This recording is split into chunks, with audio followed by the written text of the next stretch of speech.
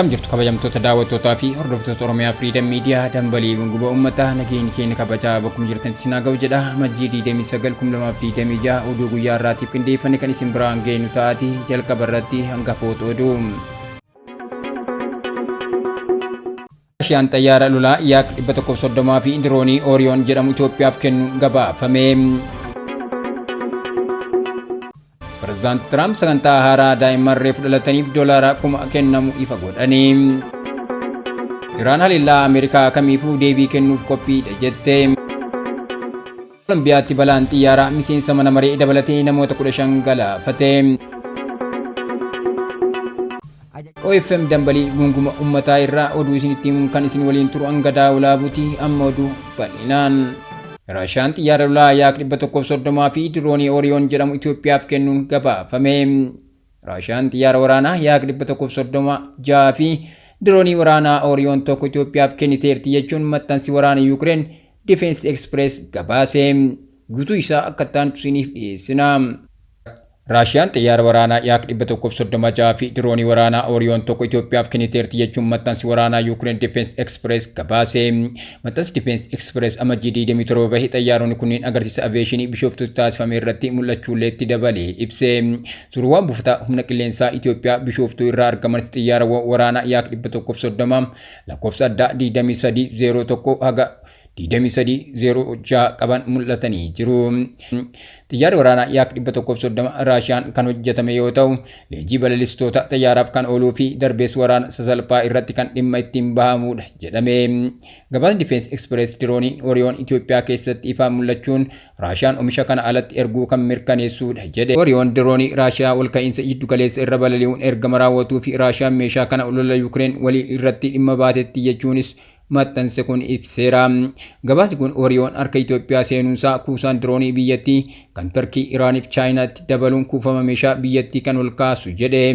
Itoophiyaan meeshaa waraanaa Raashiyaa fayyadamaa kan turte yoo ta'u, Orion kan harka Itoophiyaa seene garuu gurgurtaa qarshii hangamiin akka ta'e gabaasni kun hin eerre. Yeroo agarsiisa aviyeeshinii yaadannoo hundeeffama humna qilleensaa Itoophiyaa waggaa 90ffaa irrattis Muummeen ministeera Itoophiyaa Dr. Abiy Ahmed Itoophiyaan humna qilleensaa isii dachaan guddisuu akka barbaadu dubbatanii turani. Muummeen ministeera Abiy itti dabaluun biyyattiin meeshaa waraanaa dhaloota shanaffaa hidhachuuf hojiirra akka jirtullee eeraniiru.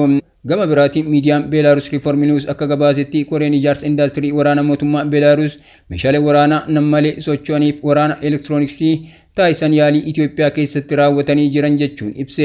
Ammas meeshaaleen kunneen naannicha keessatti bobba'anii akka jiran gabaasni kun eereera. Gabaasni kun amajjii 23 agarsiisa aviyeeshinii Belarus qophaa'e irratti muummeen ministeera Dr. Abiy Ahmed argamanii akka turanis eereera. Akka gabaasa kanaatti buufata meeshaalee waraanaa ammayyaan kun itti walitti qindaa'an ijaaruufis karoorra akka jiru ibsameera. Pireezidaantii Tiraamp sagantaa haaraa daa'imman reefu dhalataniif doolaara 1000 kennamu ifa godhani. Pireezidaantiin Ameerikaa Doonaald Tiraamp sagantaa ijoollee Ameerikaa haaraa maallaqaan akka deeggaran ka'umsa maallaqaa Financial Head Start kan kennamuu fi Tiraamp Accounts jedhamu roobii kaleessa amajjii 28/2026 akka jalqaban ifa godhaniiru.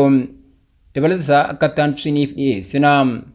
Pireezidaantiin Ameerikaa Doonaald Tiraamp sagantaa ijoollee Ameerikaa haaraa maallaqaan akka deeggaran ka'umsa maallaqaa Financial Head Start kan kennamuu fi Tiraamp Accounts jedhamu roobii kaleessa amajjii 28/2026 akka jalqaban ifa godhaniiru. Mootummaa daa'imman sagantichaa irratti galmaa'aniif investimentii jalqabaa doolaara 1000 ni kenna. Sagantaan kun adda durummaan daa'imman bara 2025 hanga 2028 gidduutti dhalatan kan ilaallatu ta'a. Pireezidaantichi konferensii Waashingtanitti taa'ame irratti akka jedhanitti galmi sagantichaa inni guddaan daa'imman jalqabarraa kaasee diinagdee biyyattii keessatti qooda akka qabaatanii fi abjuu Ameerikaa galmaan ga'uuf carraa madaalawaa akka qabaatan gochuudha. Tiraamp yeroo jalqabaatiif daa'ima Ameerikaa maraaf egeree maallaqaa kennaa jirra jedhani. Kun jireenya keessatti jalqaba guddaa fi carraa madaalawaa abjuu Ameerikaa. Pireezidaantichi itti dabaluudhaan sagantichi daa'imman qabeenya maallaqaa malee jireenya jalqabaniif kan qophaa'e yoo ta'u, maallaqni herreega qusannaa kana keessa jiru yeroon akka guddatu dubbataniiru. Tiraamp wayita dubbatanitti qabeenya doolaara tiriliyoona 3 hanga tiriliyoona 4 harka dargaggoota Ameerikaa jireenya homaa malee jalqaban keessa galchaa jirra jedhani.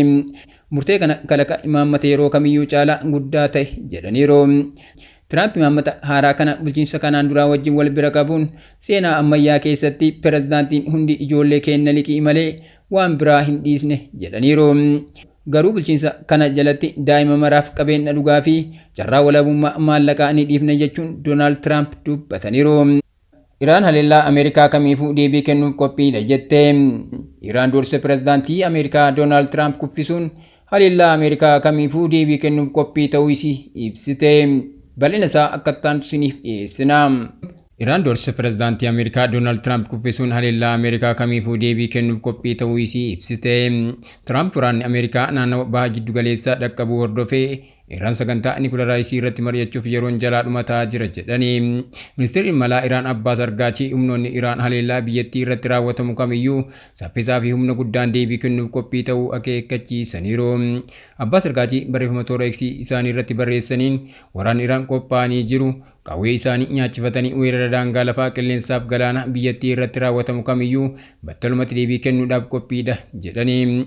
Abbaas Argaachitti dabaluun Iraan haleellaa waraanaa Israa'el bara darbe baatii waxabajjii keessa biyyattii irratti raawwatte kan bulchiinsi Tiraamp itti dabalamuun haleellaa iddoowwan niwukileeraa Iraan irratti raawwate irraa barumsa guddaa fudhachuu ibsanii.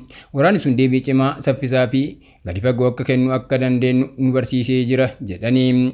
Yaadni Argaachi kun kan dhaga'ame wayita Tiraamp Iraan gara mariitti akka dhuftu yookiin haleellaa waraanaa akka isii eeggatu doorsisanii booda. Ameerikaan mormii farra mootummaa dhiyeenya kan Iraanitti eegale keessaa harka qabdu biyyattiin himataa turte. Mormii sun amma hanga tokko tasgabbaa'us du'aatii namoota hedduuf garuu sababa ta'eera. Tiraamp wayita humni waraanaa guddaan gara galaana baha jiddu galeessaatti qajeeluu ibsan yoo barbaachisaa ta'e itti fayyadamuu dhiisuu dandeenya jechuun dubbatanii ture. Pirezidaantichi Iraan daftee gara mariitti akka seentuu fi waliigaltee dhimma niwukileeraa taasiftu barbaadu. Yoo sana hin taane ammoo haleellaa raawwatamu kan kana duraa caalaa baay'ee hammaataa ta'a jedhu. Baatii waxabajjii bara darbe keessaa Ameerikaan dhaabbilee niwukileeraa Iraan 3 irratti boombii darbachuun isii ni yaadatama. Pirezidaantiin Iraan Masoud Pezeshkian tibban akka ibsanitti doorsisni Ameerikaa kun nageenya naannichaa jeequuf kan kaayeffate waan ta'eef tasgabbii dhabuu malee bu'aa biraa galmaan hin gahu jedhani. Ministeerri dhimma alaa Argaachi gama isaaniin Iraan haleellaa raawwachuuf doorsifamaa osoo jirtu ajandaa niwukileeraa irratti mari'achuu deebitee akka hin jalqabne ibsanii. Guyyoota darban keessa Iraanii fi Ameerikaa jidduu qunnamtiin hin turre gaaffiin marii nuuf hin dhiyaanne jechuun Argaachi miidiyaa mootummaa biyyattiitti dubbatanii. Itti dabaluunis ijjannoon keenya waan ifa jiruudha. Marii doorsa waliin hin deemu mariin kan raawwatamuu danda'u bakka doorsinii fi gaaffiin garmalee hin jirretti qofa jechuun himaniiru.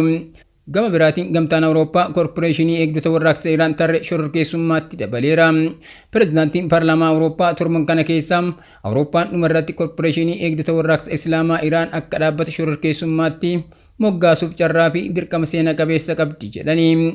Roobert Metsola murtee kana tarkaanfii fakkeenya gaarii jechuun ibsanii itti gaafatamummaa Awurooppaan kana hojiitti jijjiiruuf qabdus cimsanii dubbataniiru. Haqni namoota kumaatamaan lakkaaman daandii irratti ajjeefamaniif akkasumas Iraan miliyoonaan lakkaaman cunqursaa jala jiranii fi nu eegaa jiraniif ni gaafanna jedhanii.